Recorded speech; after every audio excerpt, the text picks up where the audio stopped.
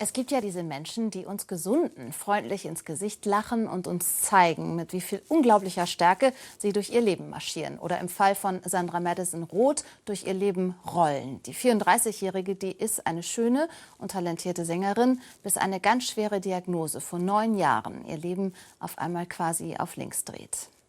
Mama told her baby girl, take her real slow. Girl told her mama, hey, I really gotta go. He's waiting in the car. Mama said, girl, you won't get far. Als ich 11 war, habe ich zu Hause schon immer irgendwie mitgesungen und irgendwann habe ich dann zu meiner Mutter gesagt, ich würde gerne Gesangsunterricht nehmen. Heute ist Sandra Madison Roth 34 Jahre alt. Sie hält fest an ihrem Traum und hat nur ein Ziel. Also ich möchte mit meiner Musik die Herzen der Menschen berühren. Und für mich ist die Musik und das Singen mein Leben einfach. Wobei der hübschen Sängerin ein Stein nach dem anderen in den Weg gelegt wurde. Über die Bühne zu rennen, mit den Fans zu hüpfen, all das geht nicht. Der Grund: eine chronisch entzündliche Erkrankung des zentralen Nervensystems. 2006 die Diagnose Multiple Sklerose. Ich habe halt gemerkt, dass ich öfter einknick und im Knie und so. Also so schleichend kam das eher. Aber jetzt habe ich halt Schübe. Also so geht es mir eigentlich gut, aber wenn die Schübe halt kommen, geht es mir richtig schlecht. Seit inzwischen 2 Jahren ist die Sängerin aus Lützelbach auf den Rollstuhl angewiesen. Doch Sandra gibt nicht auf. Es gibt immer einen Weg, sagt sie. Durch den Verein Aktive Lebenshilfe mit Hunden hat sie 2 treue Begleiter. Der trainierte Hund Jody bringt zum Beispiel fallen gelassene Sachen zurück.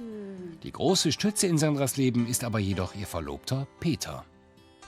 Ich bin auf einen Karaoke-Abend gegangen und da war er. Wir haben uns super unterhalten und haben uns gleich am nächsten Tag wieder getroffen. Das ist alles für mich, ja. Ich liebe ihn.